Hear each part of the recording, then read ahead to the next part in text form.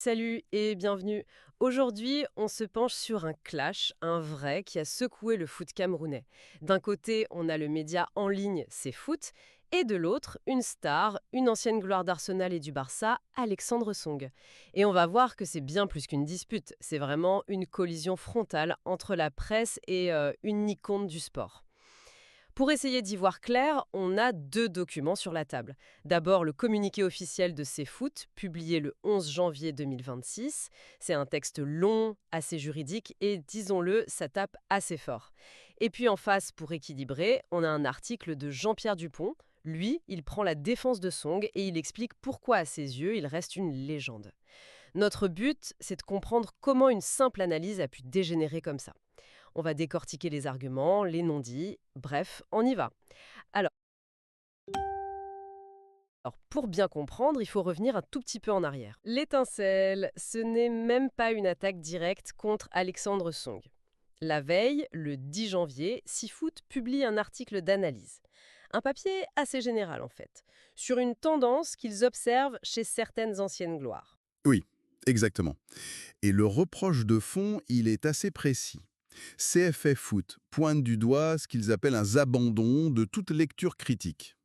En clair, ils accusent certains ex-joueurs qui sont devenus consultants ou influenceurs d'avoir un discours Toujours positif. systématiquement complaisant, c'est le mot qu'ils utilisent, envers la Fédération camerounaise de football, la FCF Foot.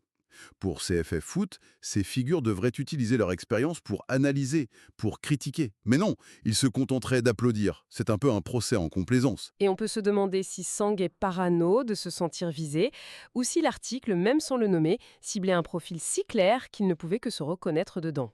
C'est toute l'ambiguïté du début. Personne n'est nommé, mais le portrait robot est là. Et visiblement, Alexandre Song a trouvé que ça lui ressemblait un peu trop.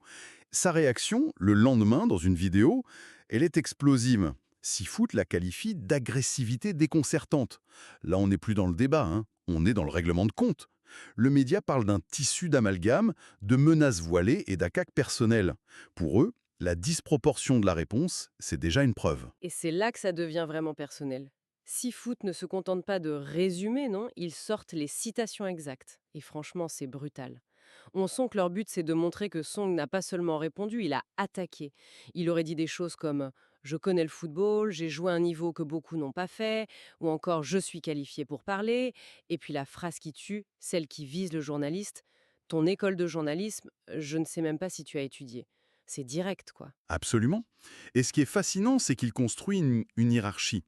Pour lui, son expérience de joueur au plus haut niveau, c'est une autorité absolue, une sorte de vérité intouchable. C'est l'argument du «j'y étais». Et en face, il met le journaliste qui n'a que sa formation, son école. Sifoot voit ça comme une tentative de disqualifier le journalisme. C'est très clair. Mais c'est un argument qu'on entend souvent, non? Cette idée que seule l'expérience du terrain donne le droit de parler. Mais attends, il n'a pas un peu raison, au fond? Un journaliste qui n'a jamais joué en pro peut-il vraiment comprendre toutes les subtilités?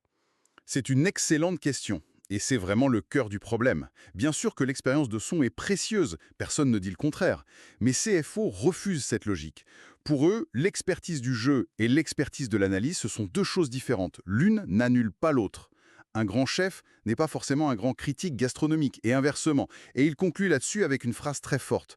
Jouer au football ne donne aucun droit de museler la presse. C'est vraiment un choc de légitimité. D'accord, donc on a ce premier niveau, expertise du terrain contre droit à la critique. Mais après, l'affaire bascule.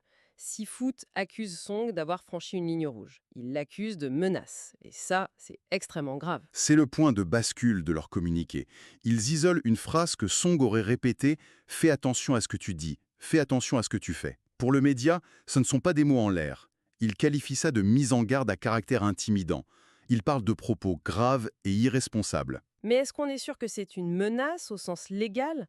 Dans le feu de l'action, dans une vidéo où on est énervé, fais attention peut aussi vouloir dire pèse bien tes mots. L'interprétation est un peu ouverte, non? Tu as raison de souligner l'ambiguïté. Mais c'est là que la stratégie de Seafoot est très, très habile. Peu importe l'intention de Song, le média choisit l'interprétation la plus grave. Pourquoi? Parce que ça leur permet de changer complètement la nature du débat. Ils ne sont plus un simple média qui se dispute avec un ex-joueur. En se disant menacés, ils deviennent des victimes d'une violence flagrante de la liberté de la presse. Et là, ils s'enveloppent dans la bannière des grands principes démocratiques. Ça renforce leur position et ça met Song dans le rôle de l'agresseur. C'est une rhétorique très puissante. Très puissante, c'est le mot.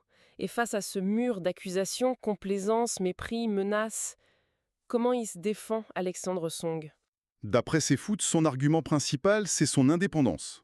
Oui, il le martèle. Je ne travaille pas pour la FECAFOOT, je ne cherche aucun poste, je vis de mon propre argent. En gros, je n'ai de compte à rendre à personne. C'est ça sa ligne de défense. Et c'est là que Seafoot joue un coup de maître. Il ne se contente pas de rejeter l'argument, il le retourne contre lui. Exactement. C'est presque un coup de judo. Leur logique, c'est d'accord, admettons que vous soyez indépendant. Mais si notre article ne vous nommait même pas et que vous êtes si détaché, pourquoi avoir réagi avec une telle nervosité? Ils soulignent ce qui leur paraît être une contradiction énorme. Il dit être neutre, mais... Voilà, il clame sa neutralité, mais selon Seafoot, il passe des minutes entières dans sa vidéo à défendre le président de la FECAFOOT et à justifier toutes ses décisions. Du coup, sa neutralité proclamée devient difficilement crédible. C'est comme si, par sa réaction, il avait lui-même prouvé qu'il appartenait bien à la catégorie de personnes visées par l'article. Il est tombé dans le panneau. Et pour enfoncer le clou, Seafoot élargit le débat. Ils en font un enjeu presque civilisationnel pour le foot camerounais. C'est ça. Ils comparent avec les plus grandes nations de football. Ils disent qu'en Angleterre, en France, les anciennes légendes critiquent ouvertement, parfois durement, les fédérations, les sélectionneurs. Parce qu'ils veulent que ça progresse. Justement, ils ont le culte de l'exigence, alors qu'au Cameroun, à l'inverse, ils dénoncent une culture où on exigerait le silence et le respect aveugle. Donc ils utilisent Song comme un exemple pour dénoncer une mentalité qu'ils jugent toxique pour le sport. D'accord, la position de Seafoot est blindée, on a compris. Ils se posent en défenseurs des grands principes. C'est très fort, mais ça reste leur version.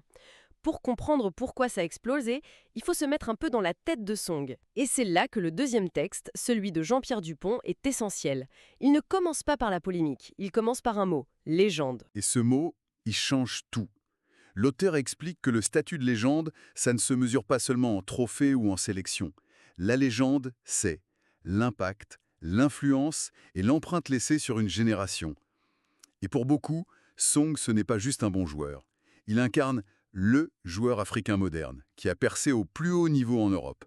Arsenal, Barcelone, c'est pas rien. Et l'auteur appuie ça avec des faits. Il rappelle sa carrière, son intelligence de jeu. Ce n'est pas juste un éloge gratuit, c'est une façon de dire « Attention, quand vous parlez d'Alexandre Song, vous ne parlez pas de n'importe qui ». On comprend mieux pourquoi le mot « respect » revient tout le temps. C'est la nuance cruciale qu'apporte ce texte. Il nous invite à distinguer les statistiques de l'héritage. On peut débattre de son palmarès, ça c'est factuel, mais nier son héritage symbolique, c'est ignorer ce qu'il représente. Et c'est ça la clé. Quand Seafoot critique, même de façon générale, une catégorie dans laquelle il se reconnaît, lui, il ne voit pas une analyse technique. Il perçoit une attaque contre son statut, contre son identité, contre ce qu'il a construit. On touche au symbole. Ce qui explique sans doute la violence de sa réaction. Il perçoit l'attaque comme existentielle.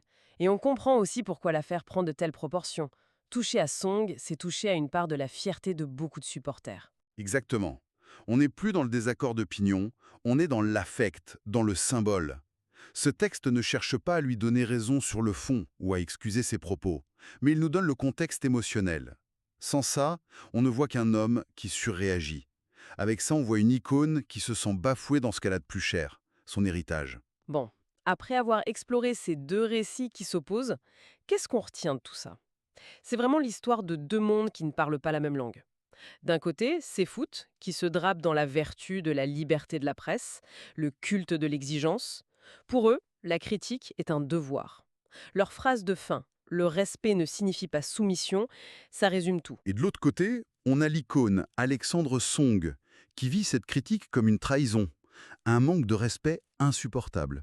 Il ne demande pas la soumission, non, mais il semble exiger une forme de déférence, une reconnaissance de son autorité, de celui qui sait parce qu'il l'a vécu. Et chaque camp est persuadé d'être dans son bon droit. C'est un dialogue de sourds en fait. Et ça nous laisse avec une question assez vertigineuse. Tout à fait, l'affaire Song Foot n'est qu'un symptôme. Le problème est plus large.